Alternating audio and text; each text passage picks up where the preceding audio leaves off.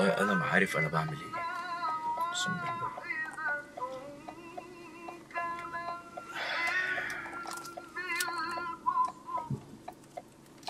بصوا انا متاخر جدا جدا، يعني انا متاخر جدا على الايفنت وعامل حاجات غريبه قوي. مثبت الكاميرا على ترايبود وربنا يستر والله.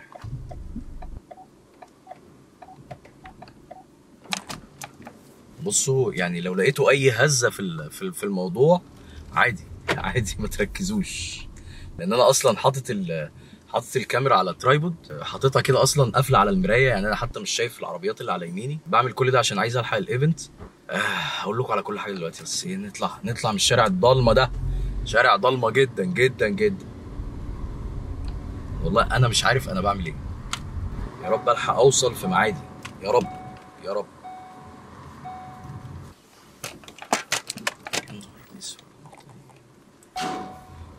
اهم حاجه السلامه يا جماعه، ونربط الحزام بتاعنا عشان نعرف نمشي، المايك يبقى تمام وشغال 100 فل و10.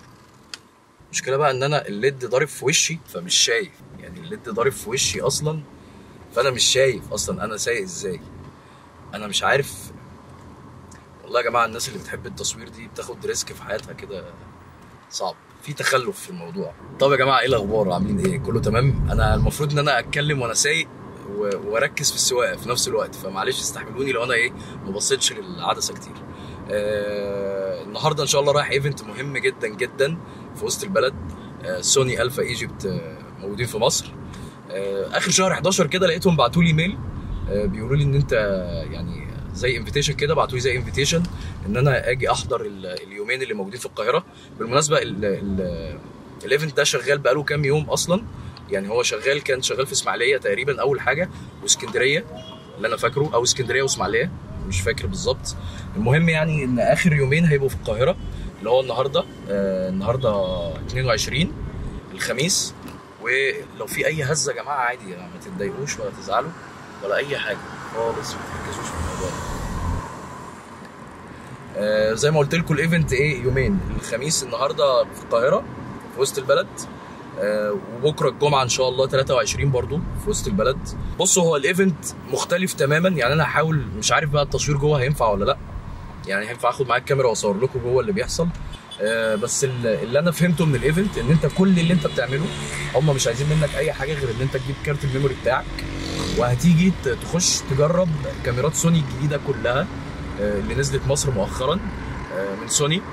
وفي بقى عاملين زي 12 سيت اب كده او 12 لوكيشن مختلفين بانارات مختلفه، وهتجرب بقى كل حاجه، الفاشن، البورتريه، الويدنج، كل الفكره بس انت بتجيب معاك الكارت وبتحطه في الكاميرات. حتى الكاميرات كلها هناك هم مش عايزين منك كاميرا ولا اي حاجه، انا واخد بس الكاميرا معايا عشان اعمل لكم الفلوج ده. بتجرب بقى، يعني انت بتصور وبتصور فوتو، بتصور فيديو، وبتاخد الصور في الاخر. يعني حتى هم كمان مش عايزين منك حاجه تقريبا، ممكن ياخدوا نسخه من الصور او حاجه. فكره لذيذه جدا، مش مكلفه تماما. احلى حاجه في الموضوع ده ان هو ببلاش، يعني مفيش ولا جنيه هتدفعه، بس كده. ده كل ما في الموضوع. في الطريق دلوقتي، مديني على اللوكيشن ان انا هوصل بعد 34 دقيقه، وده في حد ذاته شيء مش لطيف، ان هو المفروض هيبتدي 6:30 والساعه دلوقتي 6:10، فمش عارف ايه اللي هيحصل. احنا مع بعضينا عموما يا جماعه. عموما سوني من الشركات الرائده في مجال الكاميرات، وفي مجال الموبايلات، وفي مجال التصوير والعدسات. انا بالنسبه لي بحس ان سوني هي التوب في كل حاجه الصراحه، سواء بقى في الكواليتي بتاع الصوره، في الفوتج بتاع الفيديو، في العدسات اللي بينزلوها المميزه جدا. كل ده هنكتشفه في الايفنت ان شاء الله لما نروح.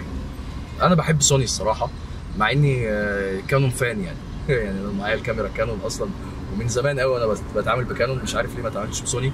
بس ممكن لما اروح الايفنت ده وجهه نظري تتغير خالص، وابتدي بقى اعمل ابجريد واشتري كاميرا سوني بعد كده ان شاء الله. بس كده، بس ده اللي انا ايه يعني حبيت ان انا ابتدي بيه معاكم في الفلوج. وان شاء الله هحاول ادخل الكاميرا معايا، وهحاول ان انا اصور لكم حاجات من جوه كتير، تشوفوا كده السيت ابس عامله ازاي، تشوفوا الكاميرات، هحاول اصور لكم الكاميرات الجديده اللي نزلت. كل الكلام ده هنشوفه مع بعض.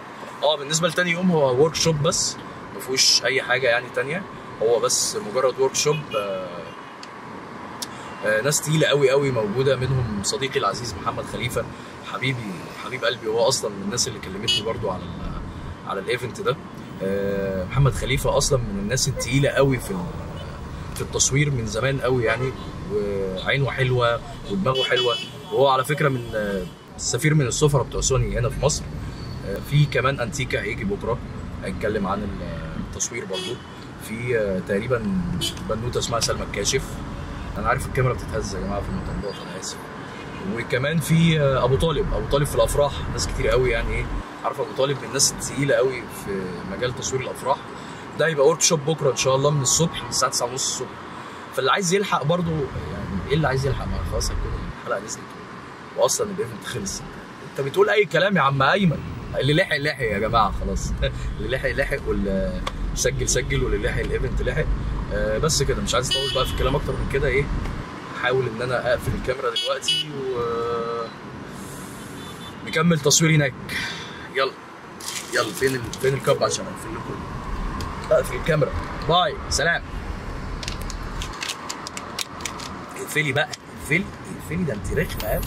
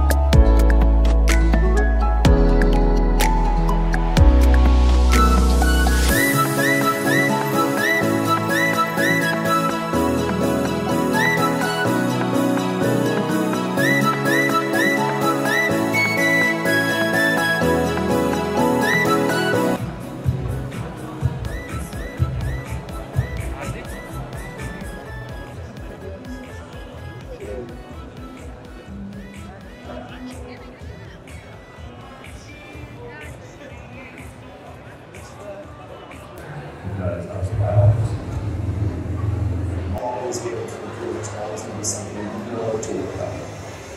I am a student of the craft. It will be a lifelong journey until the day I die.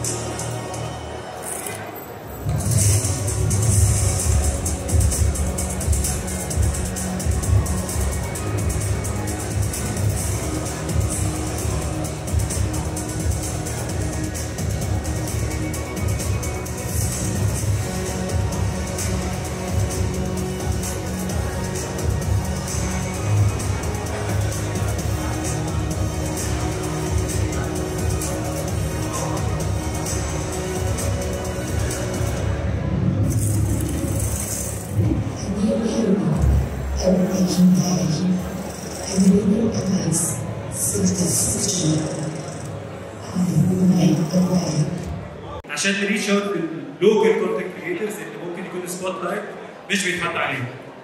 فده زي سكند ستيب. اول ستيب كنا ابتدينا نعملها اوريدي، ان احنا ابتدينا نعمل لونش فيديوز في الريجن بتاعتنا. فزي ما انتم شفتوا اول فيديو ده معمول بفوتوغرافرز وفيديوغرافرز انترناشونال. احنا اوريدي عملنا فيديو للالفا 7 باوربوينت بلوكال كونتنت كريترز، والفيديو ده فيه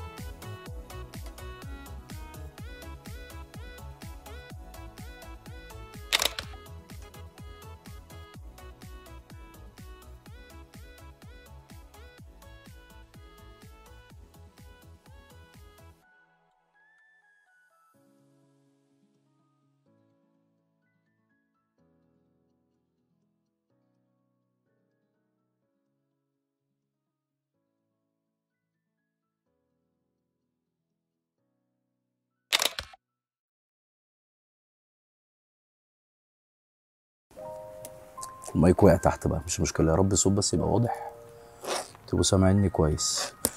الايفنت خلص الحمد لله، خلصنا الايفنت على خير.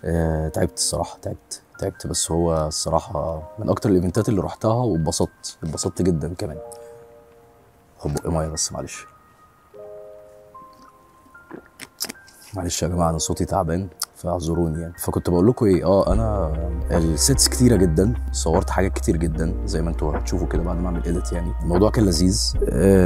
جربت كل الكاميرات السوني تقريبا، من اعلى كاميرا من A7 اس و A7 ار، وجربت لحد الزي في A10 يعني. كمان كاميرات حلوه جدا، الشاربنس بتاعها حلو قوي، حتى الفوتج كمان في الفيديو التصوير حلو. الاضاءه اللي هم عاملينها هناك حلوه يعني، السيت ابس كلها عاملين لها اضاءات حلوه جدا جدا ومختلفه يعني. كل موديل كده هتلاقي مود معين وانت بتصور، ستايل معين كده في التصوير، في فرايتي لحاجات كتير قوي ممكن تصورها. انا بس مشكلتي الوحيده مش عارف اتعدل. انا مشكلتي الوحيده بس الزحمه، كان زحمه جدا زي ما انتم شفتوا في اول فلوج كده. كانوا بيدخلوا 140 يعني. اول باتش كان 140 واحد وانا كنت في تاني باتش، فكتير يعني، كان في ناس كتير. هي الفكره كلها ان هو عشان زي ما قلت هو فري، ومش مطلوب منك ان انت تجيب كاميرا ولا اي حاجه. هو كل اللي طالبه منك ان انت تجيب الاس دي كارد بتاعتك وتصور بيها وبتاخدها وانت ماشي يعني، بتحطها في الكاميرات اللي هناك وبعد ما بتخلص بتاخدها وتتكل على الله بس. فعشان كده الموضوع كان زحمه يعني. اتمنى الايفنتس اللي جايه تبقى مختلفه شويه، طريقه حلوه طبعا وكل حاجه، بس يعني ممكن نخليها يعني.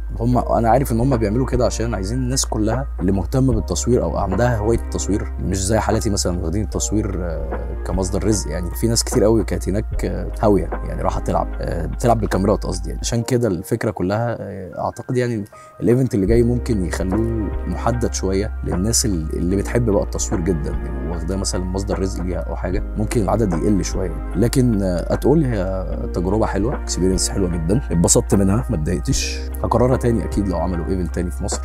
في بكره ورك شوب اللي هو يوم الجمعه، طبعا بعد الحلقه دي ما هتنزل بكتير يعني. الورك شوب انا قلت لكم عليها في اول الفيديو، هتبقى انتيكا وخليفه حبيبي صورت معاه وشفته، وفي ابو طالب وفي سلمى الكاشف، في كذا حد كده معروف يعني. هيدوا ورك شوب تاني يوم على طول، مش هيبقى فيه بقى فكره ان انت تجرب كاميرات والكلام ده. بس ده كل حاجه في الفلوج بتاع النهارده. اتمنى يعني يكون الفلوج حلو واستفدتوا منه وشفتوا حاجات كويسه تنفع يعني. وشكرا لسوني ان هم ادونا الفرصه دي واتاحوا لنا الفرصه دي ان احنا نجرب الكاميرات الجديده. وانا بفكر جديا يعني، انا الصراحه بفكر جديا، انا بصور معلش بصور.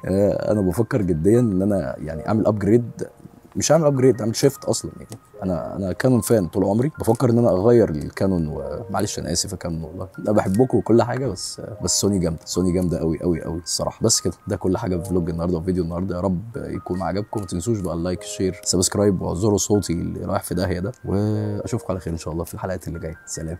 ثانيه واحده